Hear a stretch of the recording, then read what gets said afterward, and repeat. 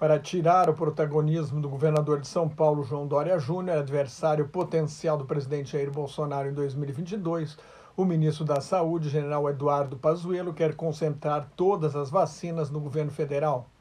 De acordo com o governador do Piauí, Wellington Dias, citado pelo jornal o Globo, o general-ministro fala em iniciar a vacinação contra a doença do coronavírus de 2019 em 21 de janeiro de 2021. Dória quer começar em 25 de janeiro, mas ainda há problemas básicos como a disponibilidade de seringas e vacinas. Para aumentar ainda mais a confusão, Bolsonaro declarou em entrevista de televisão na terça-feira que não vai tomar a vacina e vai exigir alerta sobre possíveis efeitos colaterais. Em tom conciliador, na quarta-feira, ao apresentar o Plano Nacional de Vacinação, Bolsonaro declarou que se algum de nós extrapolou ou até exagerou, foi no afã de buscar uma solução. Na prática, o presidente sempre negou a realidade, minimizou o risco como se a Covid-19 fosse uma gripezinha, apostou em remédios considerados ineficazes pela ciência, nunca pediu desculpas ao país pelas mortes, sabotou os esforços de 2 ministros médicos e nomeou um general sem qualquer experiência em saúde pública para ministro da Saúde. Ninguém é mais responsável do que o presidente pela tragédia da pandemia no país. E seu general-ministro não entende por que o povo brasileiro está ansioso à espera das vacinas. Em meio à guerra das vacinas, o Brasil registrou, nesta quarta-feira, 968 mortes e 70.574 casos novos, o pior número desde o início da pandemia, sem contar o estado de São Paulo, que não conseguiu enviar os dados para o sistema de computadores do Ministério da Saúde. O país chegou a 183.822 mortes e tem mais de 7 milhões de casos confirmados desde o início da pandemia.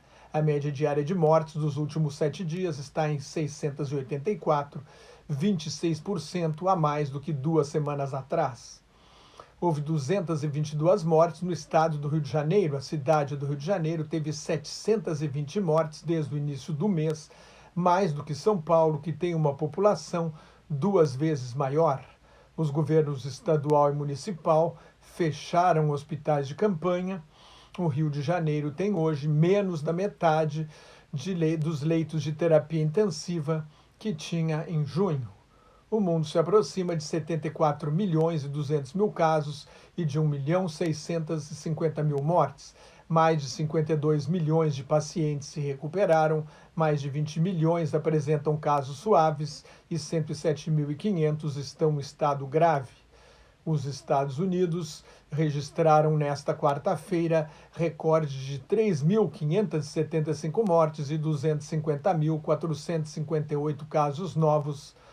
Mais de 110 mil pacientes estão hospitalizados. O país se aproxima de 17 milhões de casos e tem mais de 307.500 mortes.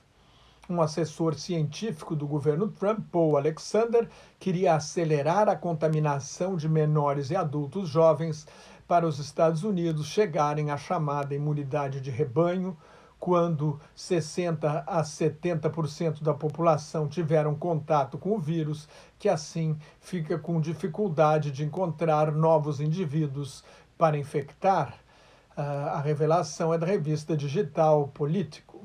Em 24 de julho, Alexander enviou um memorando ao ministro da Saúde, ao diretor do Centro de Controle e Prevenção de Doenças, Dr. Robert Redfield, e ao diretor da Administração de Alimentos e Medicamentos, o órgão regulador americano. O argumento do assessor era que crianças, adolescentes, adultos jovens e pessoas de meia idade sem comorbidades corriam pouco ou nenhum risco de desenvolver a doença, então devemos usá-los para chegar à imunidade de rebanho. Queremos que sejam infectados. Não há outro caminho. Alexander foi demitido em setembro, depois de tentar amordaçar o principal epidemiologista do país, Dr. Anthony Fauci, que advertia para o risco da doença em crianças, e de manipular relatórios do Centro de Controle de Doenças para esconder que as minorias estavam sofrendo mais com a pandemia. A Argentina espera receber as primeiras 60 mil doses da vacina russa Sputnik V, capazes de imunizar 300 mil pessoas, em 23 de dezembro. O Panamá e a Costa Rica aprovaram a vacina do laboratório americano Pfizer e da empresa de biotecnologia alemã BioNTech, que já vacinou 140 mil pessoas em uma semana no Reino Unido. A BioNTech vai vender 100 milhões de doses para a China. Apesar do impacto econômico da pandemia, 45 das 50 maiores empresas dos Estados Unidos tiveram lucro desde março, mas 27 demitiram um total de mais de 100 mil trabalhadores, revelou o jornal The Washington Post.